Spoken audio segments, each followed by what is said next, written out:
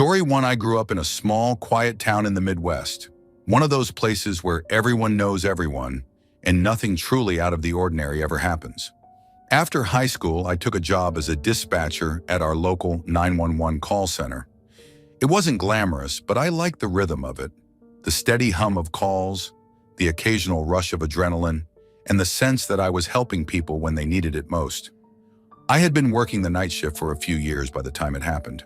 By then, I thought I had seen it all: domestic disputes, drunk drivers, even the occasional barn fire. But this was something else entirely. It was late October, and the nights had grown cold and unnervingly quiet. That night started like any other. The phones were unusually slow, and I passed the time sipping lukewarm coffee and idly scrolling through old case logs. Then the first call came in. 911, what's your emergency? I said, slipping into autopilot mode. But there was no voice on the other end, just static, a faint crackling noise like an old TV stuck between channels. Hello? Can you hear me? I repeated. Still nothing, just static, hollow, and persistent. I hung up, chalking it up to a prank or a bad connection. Barely 5 minutes later, the same number lit up my screen. 911, what's your emergency? I asked again, this time with a slight edge of irritation. Once more, there was only static. But this time, I thought I heard something, a faint sound beneath the noise. It was too distorted to make out, but it almost sounded like a voice, low, whispering. I leaned forward, straining to catch it, but the line went dead before I could. I noted the number and address from the caller ID, 316 Oakwood Drive. Something about it tugged at the back of my mind, but I couldn't place it. I decided I'd flag it for follow-up if it happened again. It didn't take long. The same number called for the third time. By now, I felt a cold knot of unease forming in my stomach. I answered immediately, my voice sharper. 911, who is this? Static again, but this time the whisper was clearer. A single, drawn-out word. Help. I froze. The voice, it didn't sound natural. It was faint, trembling, almost decayed, if that makes any sense. Before I could say anything, the call ended. I stared at the phone, my pulse hammering. Something was wrong. Really wrong. I pulled up the address and called one of the officers on patrol. Hey, Joe, I said, trying to keep my voice steady. I need you to do a welfare check at 316 Oakwood Drive. I've been getting some strange calls from that number. There was a pause. Oakwood? You sure about that? Nobody's lived there for years. Place has been boarded up since, well, you know. I didn't know, but I didn't ask. Just check it out, I said, trying to sound authoritative. Better safe than sorry. Joe agreed, though I could hear the reluctance in his voice. I hung up and waited, the minutes stretching into eternity. I couldn't shake the feeling that something was watching me. Though I was alone in the call center, the air felt heavier, colder. When Joe finally called back, his voice was tight. You're not going to believe this, he said. What did you find? The front door was unlocked, he said. We went in and he hesitated, and I could hear him take a deep breath. There's a body here. Looks like it's been here a long time. Months at least. My stomach dropped. A body? Yeah. A man, probably in his 60s. But here's the thing. The place has no power, no phone line. Hell, no utilities at all. That phone call you got? It's not possible. The line's been disconnected for years. I didn't know what to say. The room seemed to tilt, the fluorescent lights buzzing too loudly. Are you sure? I whispered, though I already knew the answer. I'm sure, Joe said. And there's something else. He was holding a phone in his hand, an old rotary one. Looks like it's been broken for years. I couldn't speak. My hands were shaking so badly I had to set the receiver down. I sat there, staring at the glowing screen of the computer, replaying the calls in my head, the static, the whisper. Joe and the other officers stayed on the scene for hours, processing it as best they could. The coroner confirmed what Joe had suspected. The man had been dead for at least 5 months. Natural causes, they said. A heart attack, maybe. But no one could explain the calls.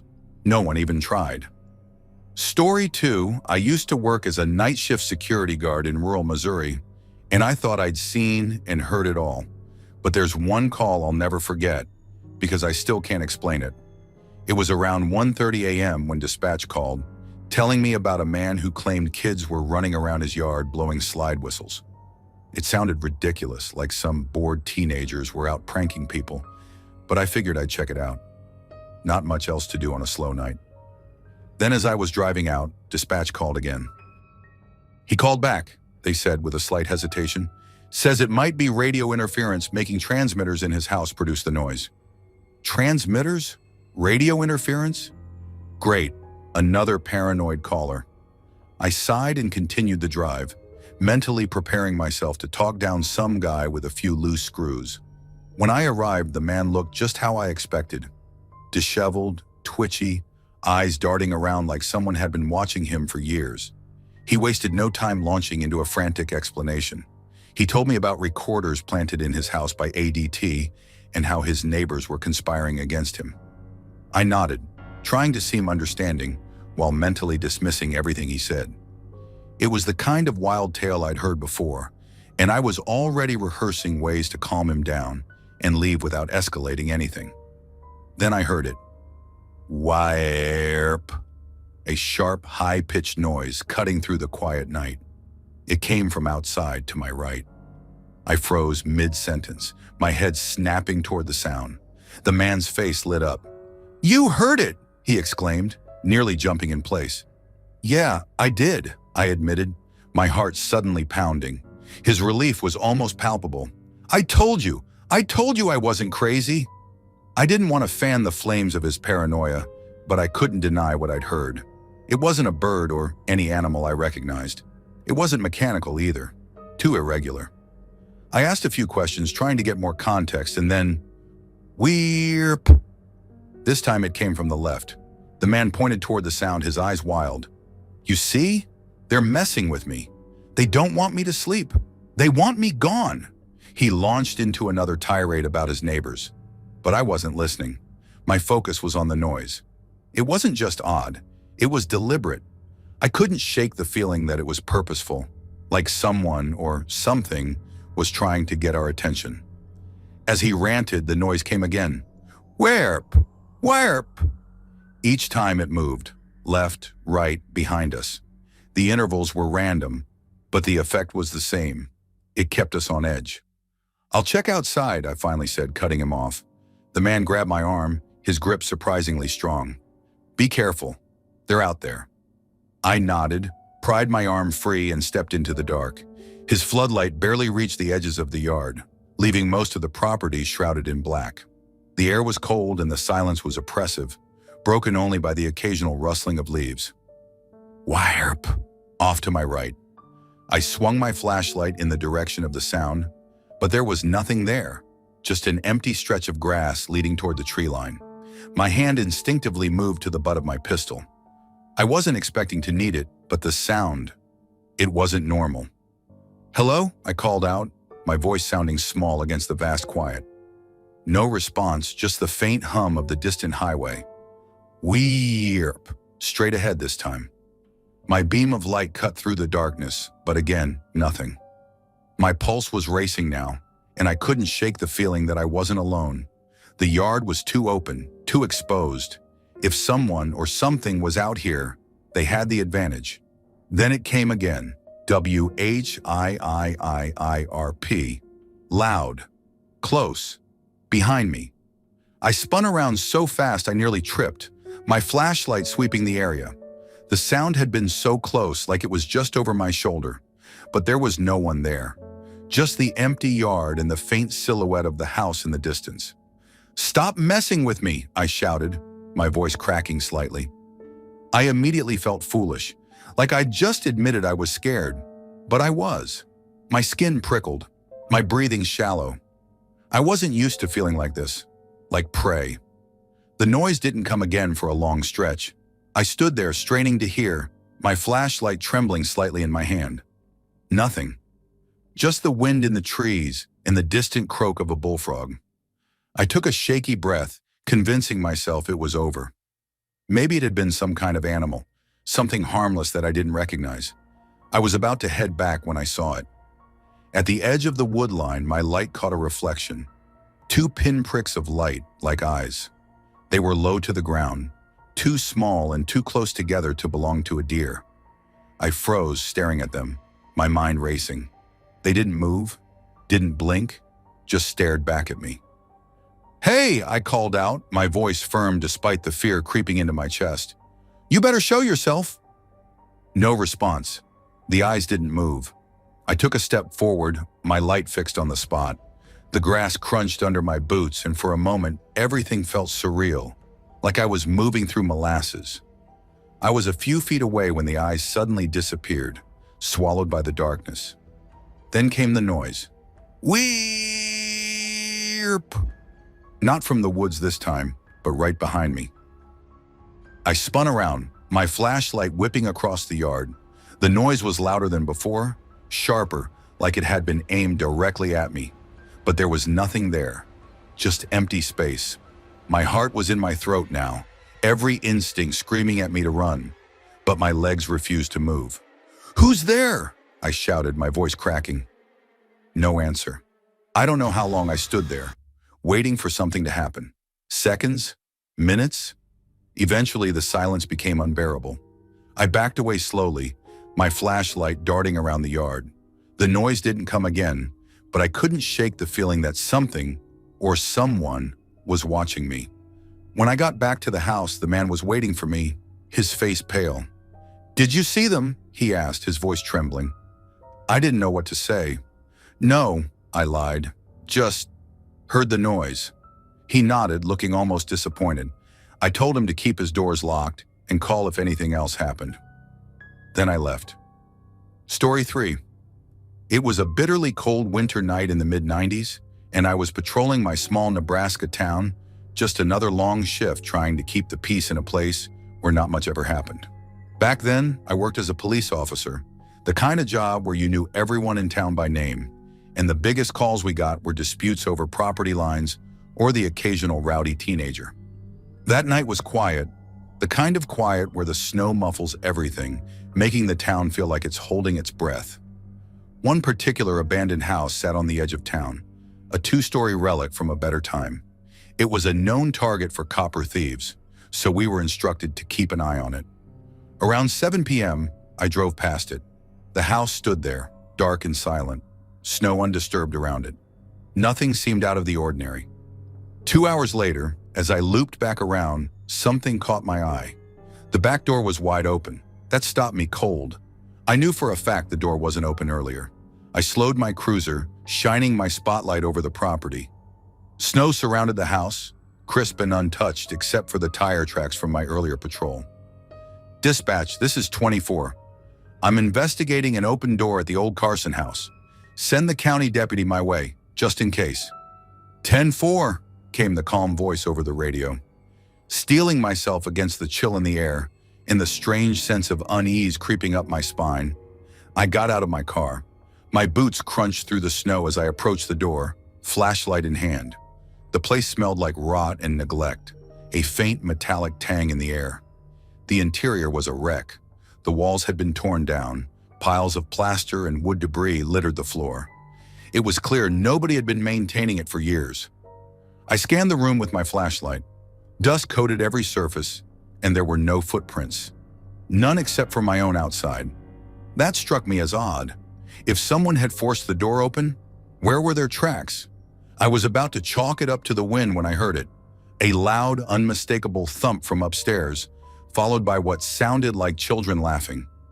I froze. My heart started hammering in my chest. It didn't make sense. Kids? Out here in this weather? "Police department," I called out, my voice echoing through the empty house. "If anyone's in here, come downstairs now." The laughter came again, faint but clear, like it was coming from the second floor. I tightened my grip on my flashlight and radioed in. 24 to dispatch.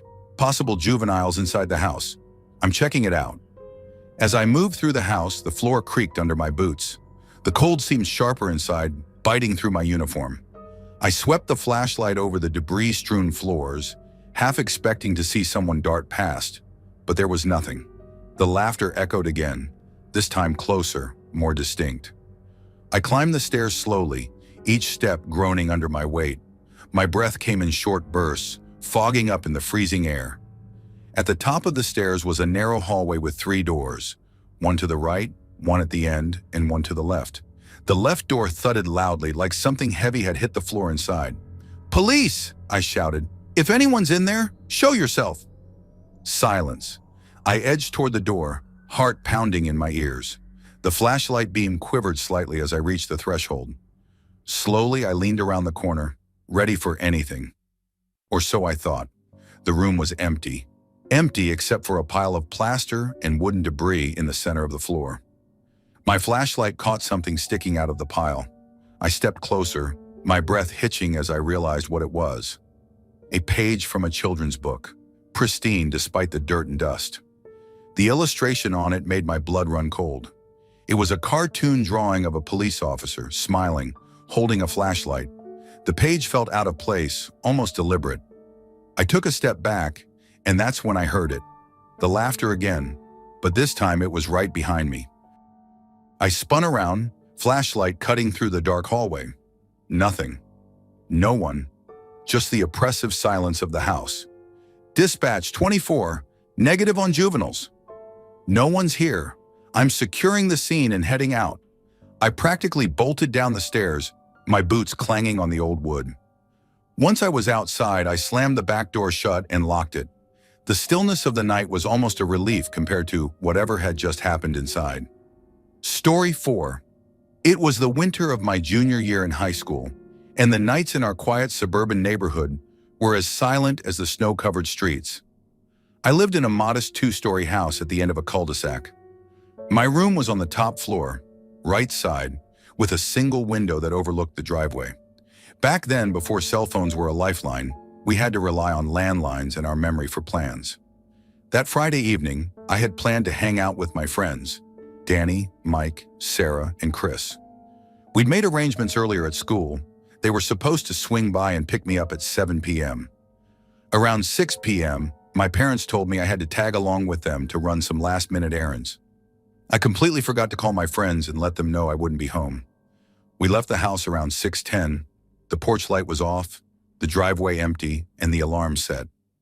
My parents weren't the kind to leave anything unsecured, so I knew everything was locked up tight. We got back a little after 7:10. As we pulled into the driveway, I saw my friend's car parked right there, idling. The headlights illuminated the snow-slick ground, and I could make out all 4 of them in the car. Danny, who was driving, rolled down his window and waved us down. I hopped out of my parents' car and jogged over, confused. Before I could say anything, Danny leaned out and said, "Dude, who the hell is in your house?" I froze. "What are you talking about?" I asked, trying to read his face. But it wasn't a joke. His expression was dead serious. Mike in the passenger seat added, "We thought you were messing with us? But seriously, who's up there in your room?" "What are you guys talking about?" I repeated, a chill crawling up my spine. "Nobody's home." The 4 of them exchanged uneasy glances before Sarah, sitting in the back seat, said, "We saw someone in your window, your room. They kept peeking out from behind the blinds. We thought it was you, like playing around." Chris chimed in, his voice quieter than usual. "It wasn't just once. They peeked out 5, maybe 6 times. We saw their eyes." My stomach dropped. "You're kidding, right?" "Nobody's in there. We just got back." Danny shook his head firmly. "We're not kidding, man. We saw someone. All of us did." I turned to look up at my window. The blinds were drawn as I had left them. The room was dark, but suddenly it felt like it was glaring down at us. I couldn't shake the feeling that someone was watching. My mom, noticing the conversation, came over. "What's going on?" she asked, her tone sharp with concern. I quickly filled her in. My dad joined us, and after a tense exchange, he suggested we call the police. He wasn't taking any chances. The cops arrived within minutes, their blue and red lights flashing silently in the dark. They moved through the house methodically while we all waited outside. My parents looked visibly tense. My friends huddled together near their car, and I felt like I was caught in a waking nightmare. The officers emerged after what felt like hours, but had probably only been 20 minutes. They reported no signs of forced entry, no footprints in the snow apart from ours, and no evidence anyone had been inside. The alarm hadn't gone off and nothing seemed disturbed. "But we saw someone," Danny insisted, stepping forward. "We all did." The older officer gave a practiced nod, the kind that didn't dismiss but didn't agree either. "There's no one here now," he said. "Could have been a shadow, maybe a trick of the light." "It wasn't a shadow," Sarah said firmly. "There were eyes, human eyes." The officer's face hardened slightly. "You're sure the alarm was set?" he asked my dad, who nodded. "Absolutely," my dad replied. "We don't leave without setting it." The officers offered to do another sweep of the house, but my mom declined. "It's fine," she said, though her voice wavered. "We'll keep an eye out." After the cops left, my friends lingered for a bit. None of them wanted to talk about what they'd seen, but I could tell they were shaken. Chris kept glancing at the window, his face pale. Eventually, they decided to call it a night. Danny offered a week, "Let us know if you figure it out," before they drove off. Inside, the house was suffocatingly quiet. My parents tried to brush it off, chalking it up to my friends' imaginations. But I couldn't shake the feeling that something was off. I went up to my room, hesitating before I pushed the door open. It looked exactly as I'd left it. Bed unmade, a couple of textbooks on the desk, blinds drawn tightly shut. I stood there for a long moment, staring at the window. The image of those blinds shifting, of eyes peering out, was burned into my mind even though I hadn't seen it myself. I reached out slowly and pulled the blinds aside, half expecting to come face to face with someone or something on the other side. Nothing. Just the dark, empty driveway below. That night I barely slept. Every creak of the house made my heart race. My friends and I never did figure out what happened. They all swore up and down that they weren't imagining it, and I believed them. Story 5. I worked as a security guard in Wyoming a few years ago. You might think of the job as mostly uneventful, monitoring cameras, patrolling empty buildings, but sometimes things happen that shake you to your core. One of those nights has stayed with me, etched into my mind like a scar. It was late October, the kind of cold that makes the air feel sharp. I was on a night shift when we got a call from a family living way out in the boonies. If you've never been to Wyoming, let me tell you, boonies out here is the real deal. No streetlights, no neighbors for miles, just vast stretches of open land and the occasional grove of trees. They reported hearing strange screams coming from a nearby creek. They couldn't tell if it was an animal or a person, but they sounded shaken. My partner Mike and I were dispatched to check it out. We pulled up to their house around 11 p.m. The family, 2 parents and their teenage son, were already outside, huddled on the porch, clutching flashlights like lifelines. Their faces were pale, eyes wide. The mother looked at us and said, "It's been going on for about half an hour. It sounds like someone's being hurt, but it's not normal. Just listen." We stood there, and for a moment, it was silent except for the rustling of dry leaves in the breeze. Then it came. A scream. Not just any scream, high-pitched, piercing, and filled with raw terror. It was unlike anything I'd ever heard. It lasted about 10 seconds, then stopped abruptly. We all froze. Mike and I exchanged a glance, and I could tell he was just as unnerved as I was. "We're going to check it out," I told the family. The father hesitated, his hand gripping the porch railing. "Be careful," he said, his voice trembling. We started walking toward the creek, our flashlights cutting through the darkness. The screams came again, twice, each one louder than the last. It felt like they were drawing us in, daring us to come closer. Mike muttered, "What the hell is that?" It doesn't sound human, but it doesn't sound like an animal either. I didn't have an answer. My heart was pounding as we approached the creek. The air was damp and heavy, the kind of cold that seeps into your bones. We searched the area for several minutes, calling out, "Is anyone there? Do you need help?" There was no response, just the sound of the creek trickling over rocks. Then the screaming stopped. We stood there listening, straining to hear anything. Footsteps, rustling, a voice. But there was only silence. It was almost worse than the screams. After a few more minutes of nothing, Mike sighed. "Maybe it was some kind of animal," he said, though he didn't sound convinced. We started heading back toward the house, relieved to be leaving the eerie stillness behind. That's when it happened. The scream came again, but this time it was behind us, right where we'd just been. My blood turned to ice. Mike and I spun around, our flashlights cutting through the darkness. There was nothing. No movement, no shadows, no glowing eyes of an animal. Just the empty creek bed. "No way," Mike whispered. "No goddamn way." We stood there for a moment, frozen, when suddenly the scream came again.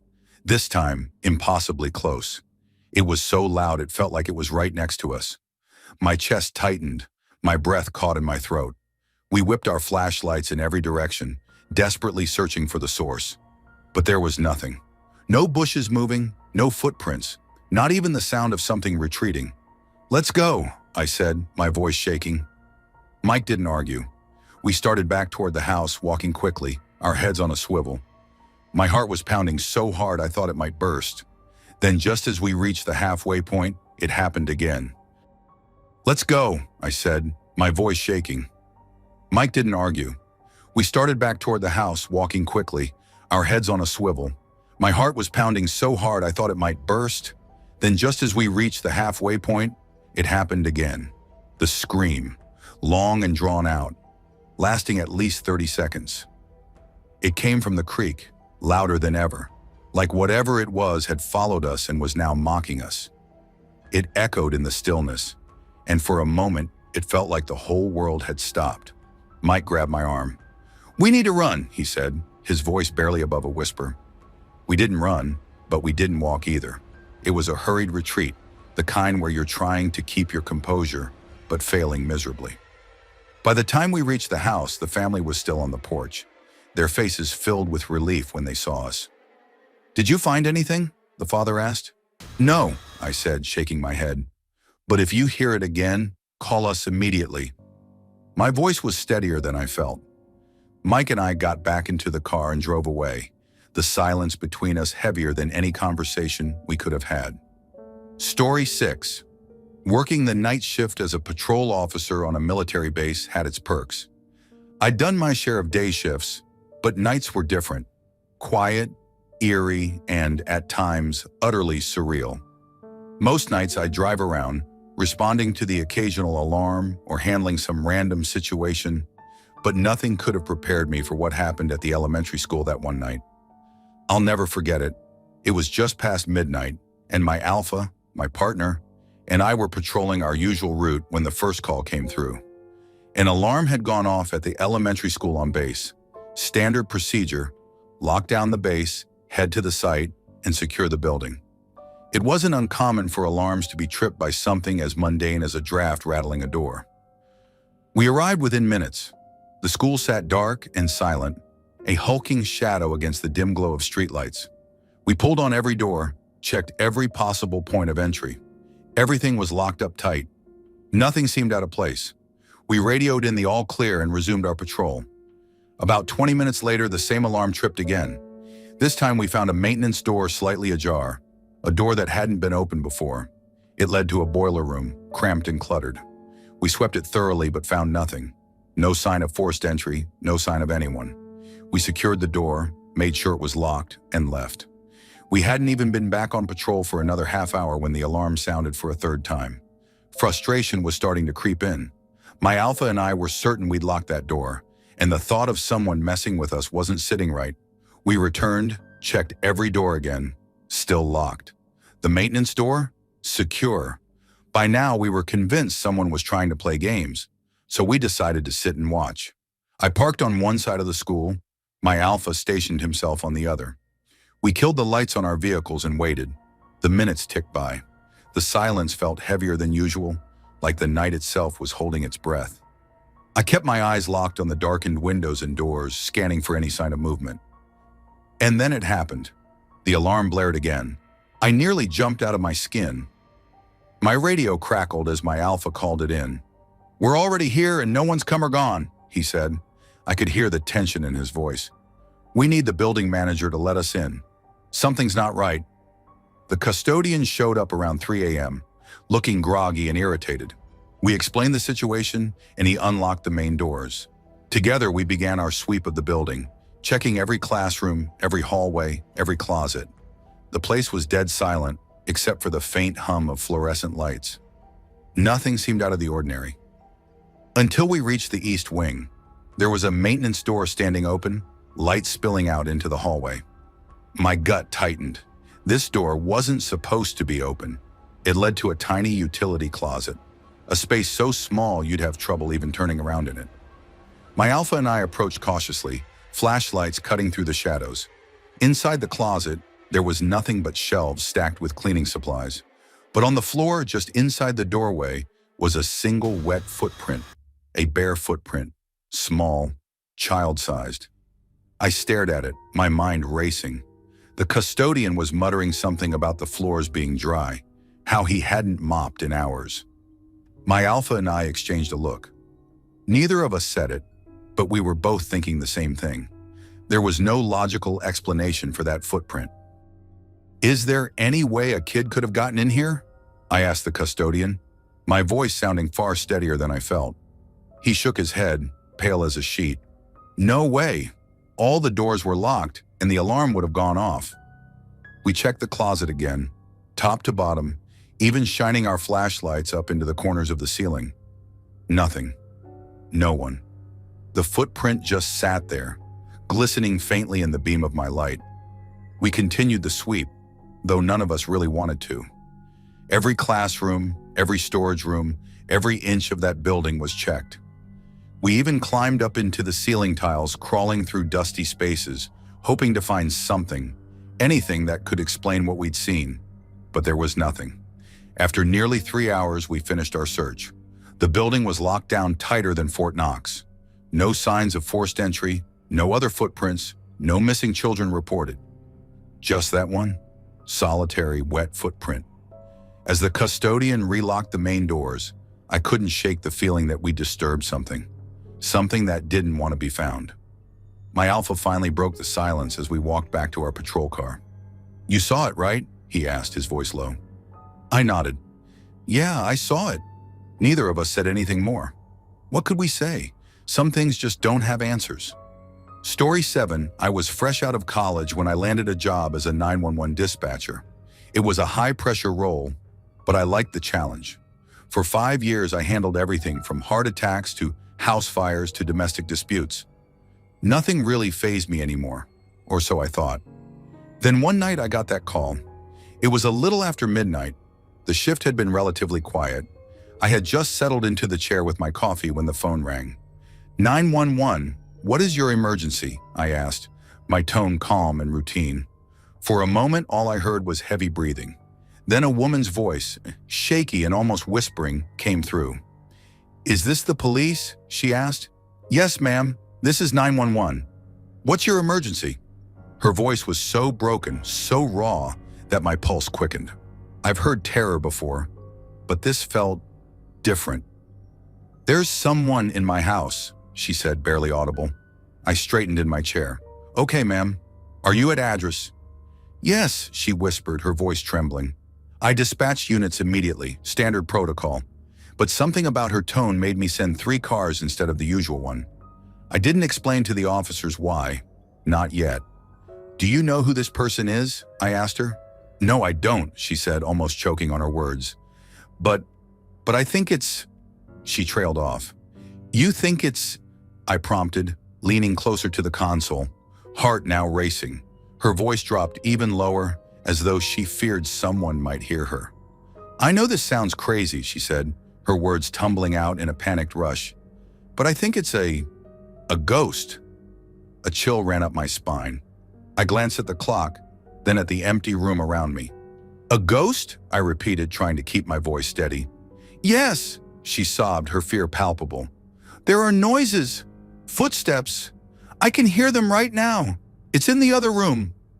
The radio crackled in my ear as the sergeant's voice came through. "Dispatch, reason for the call?" His tone was curt, understandably. Sending 3 units without explanation was unusual. I hesitated. "Suspicious activity," I said, keeping my voice neutral. "What activity?" he pressed. I swallowed hard.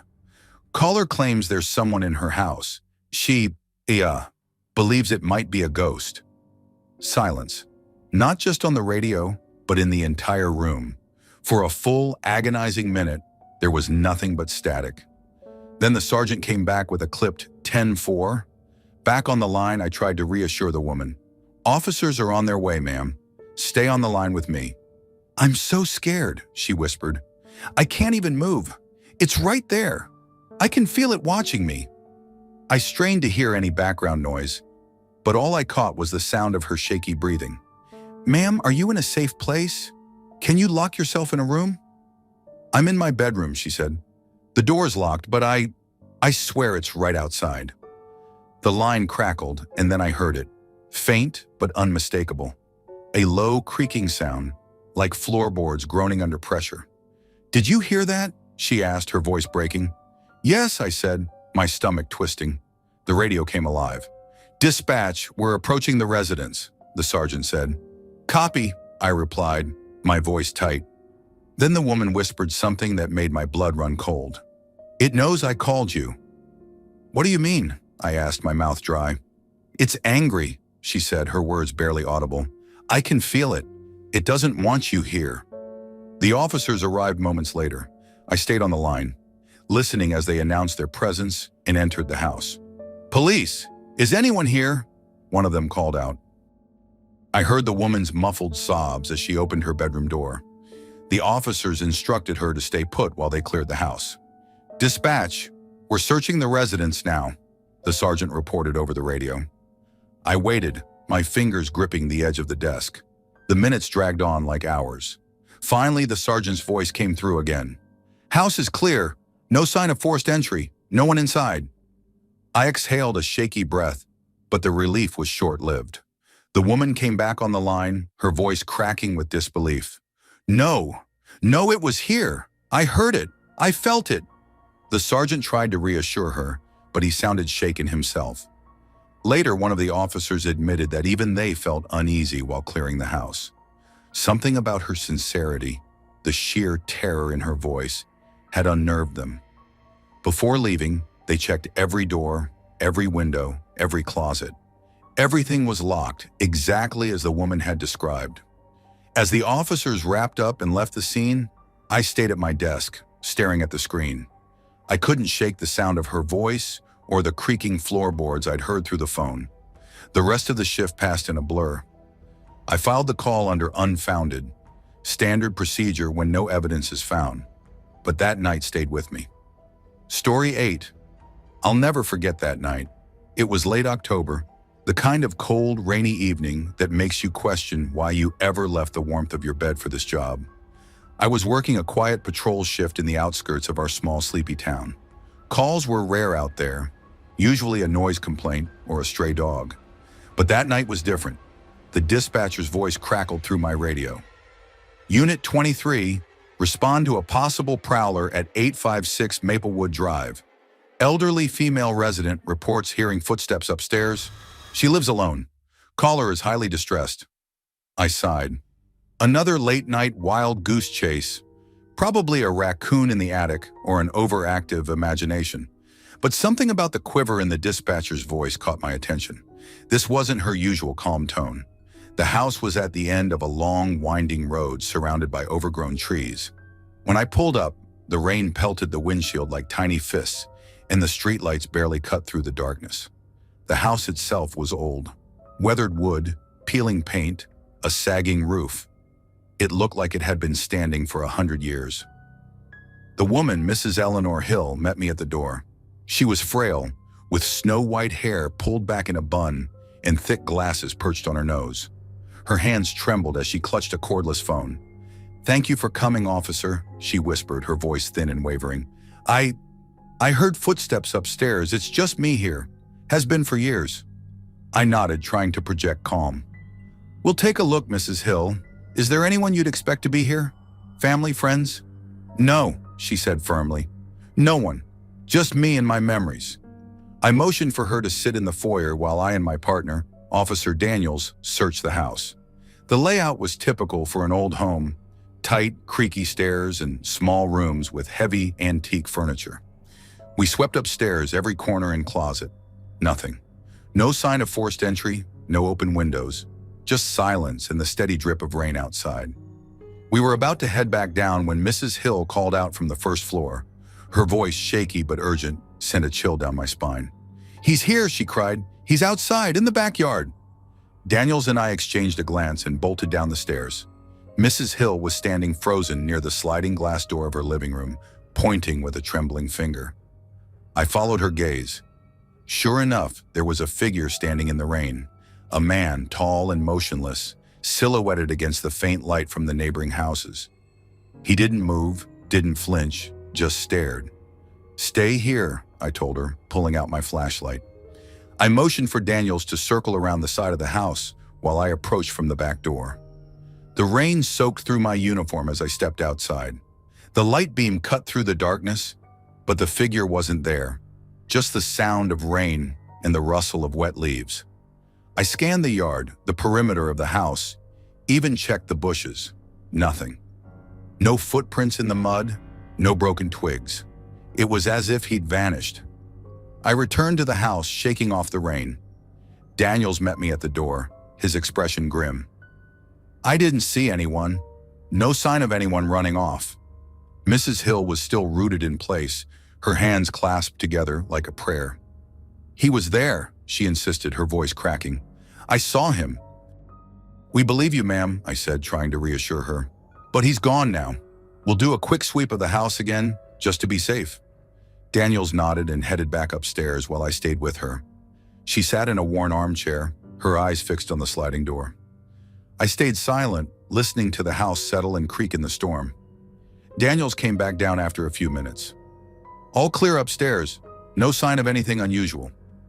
I was about to suggest we call it a night when I noticed something.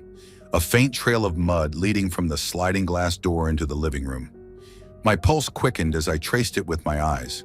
The trail continued across the rug and disappeared into the kitchen. "Mrs. Hill," I asked carefully, "did you go outside at all today? Or have any visitors?" She shook her head. "No, I haven't left the house. Not in this weather." Daniels and I exchanged a look. I motioned for him to follow me into the kitchen. The trail of mud was faint but unmistakable, leading to the far corner of the room. We checked every cabinet, every closet, every inch of the space. Empty. "Could it be old?" Daniels whispered. I shook my head. "Too fresh." We returned to Mrs. Hill, who was still staring out the glass door, her frail frame trembling. I hesitated, then asked, "Mrs. Hill, when you saw the man outside, how long did he stay there?" "Maybe a minute," she said. "He just stood there watching me. Then he slipped away into the dark." Her words hung in the air, heavy and cold. I glanced at the sliding door again, then at the reflection it cast in the dim light. And that's when it hit me.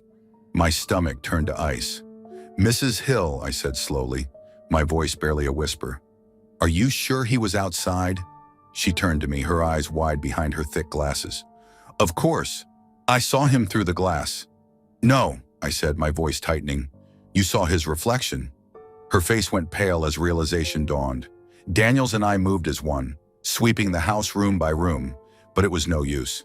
Whoever had been inside was gone.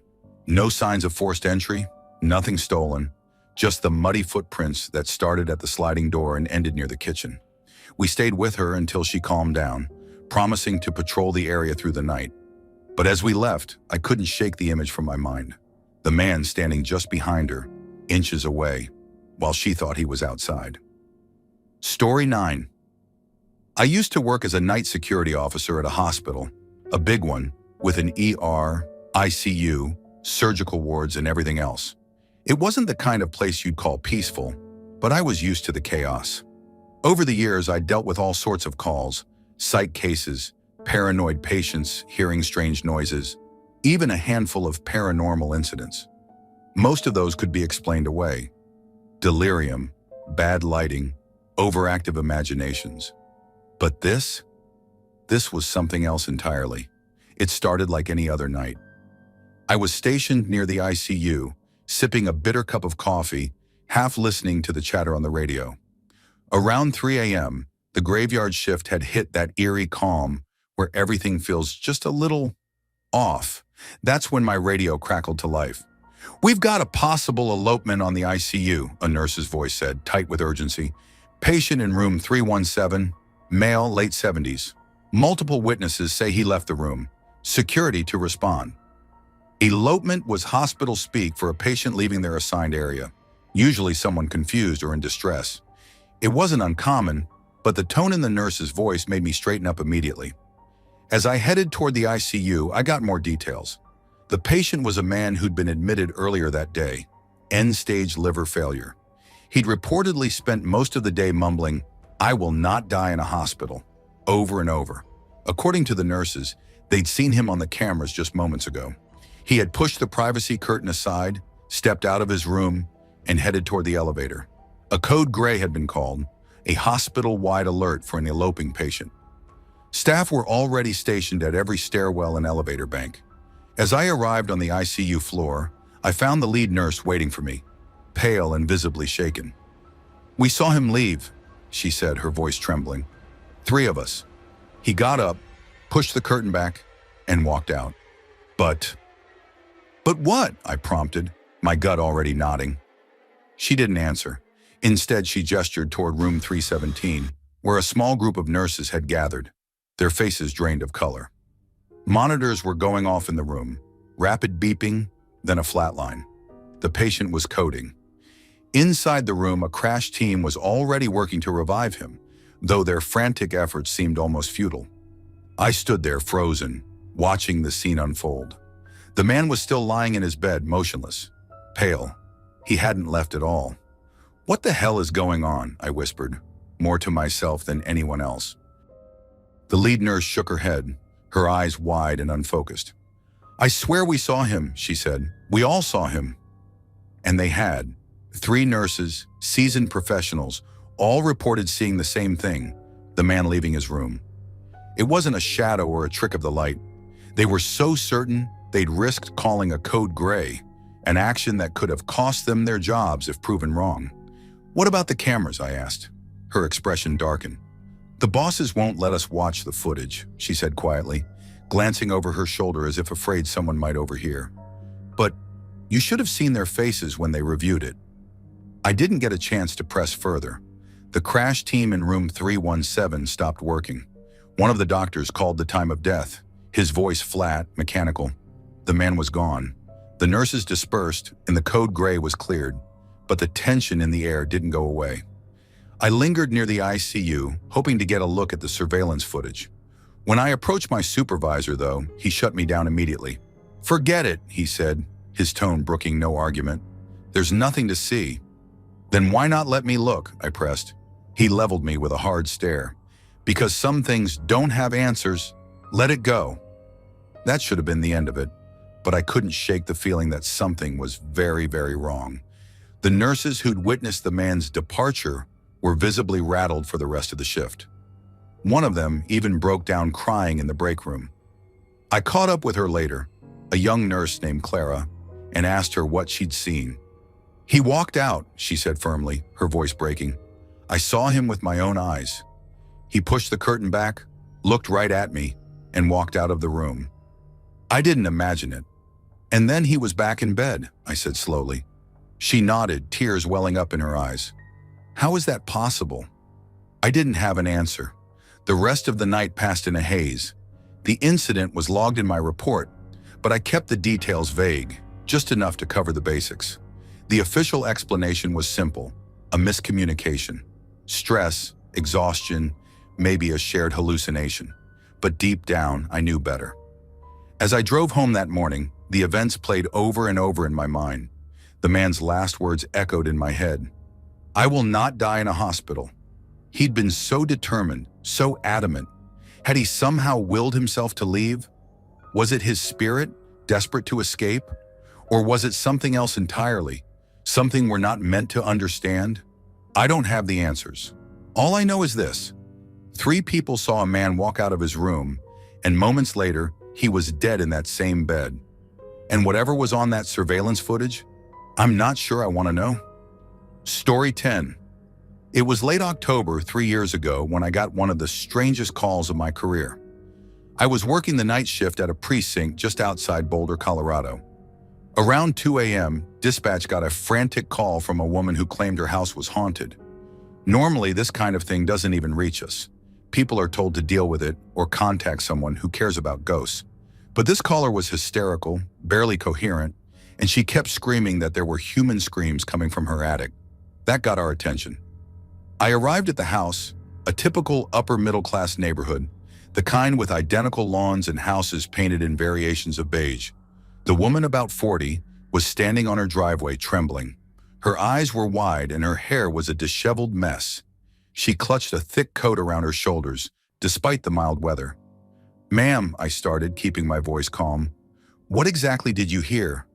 "It's been 2 days," she stammered, her voice shaking, screaming, like someone's in pain, and banging on the walls, the ceiling. "I live alone, officer. No pets. My neighbors are out of town. I swear it's coming from the attic." I asked if anyone else had been in the house, but she swore up and down that she hadn't had visitors. She was too terrified to step foot back inside, and she begged me to check it out. Normally, I'd assume this was either a prank or an animal stuck somewhere, but there was something about her desperation that got under my skin. "Stay here," I told her, stepping toward the house. The place was eerily quiet when I stepped in. I'd been in hundreds of houses on calls, but this one felt off. It was too still, as though the air itself was holding its breath. The furniture was tidy, but the lights were dimmed, casting long, uneven shadows. I could see the entrance to the attic, one of those pull-down ladders in the hallway. I climbed up cautiously, flashlight in one hand and my other near my holster. The second I poked my head into the attic, the smell hit me, a mix of mildew, old wood, and something metallic. Blood? I swallowed hard and climbed the rest of the way in. The bulb overhead was dead, of course, so I scanned the space with my flashlight. It was cramped, with low beams and insulation exposed in places. Cobwebs stretched across every corner, and the floor was a patchwork of wooden planks. Then I heard it, a faint, muffled whimper. I froze, my flashlight trembling, as I swept the beam across the space. "Hello?" I called out. "Police! Is someone there?" No response. But then I heard a bang, a loud, deliberate thud from the far corner of the attic. I edged closer, heart pounding. The beam of my flashlight landed on a pile of old blankets and cardboard boxes. "Come out slowly," I ordered, trying to sound authoritative despite the lump in my throat. Nothing. The pile didn't move. I stepped closer, the floor creaking under my weight. My boots kicked up dust as I reached out to move the top blanket. And then it moved, a sudden jerk, like something beneath was alive. I stumbled back, hand on my gun. "Help me!" The voice was faint, barely audible. I ripped the blanket away and froze. A man was there, emaciated, wild-eyed, and covered in filth. His leg was wedged through a hole in the floor, his jeans torn and bloody where splinters had dug into his skin. He looked up at me, tears streaming down his face. "Oh, thank God," he sobbed. "Please help me." It took me a second to process what I was seeing. This wasn't some ghost story. This was a real, living person. I crouched down, trying to stay calm. "What the hell are you doing up here?" "I didn't mean to break in," he said quickly, his voice hoarse. I needed a place to sleep. The house looked empty, but the floor, it gave way, and I've been stuck here for days." Days. My mind reeled. The woman had been hearing him this whole time. His cries, his struggles. It all made sense now. I radioed for backup and told the man I'd help him.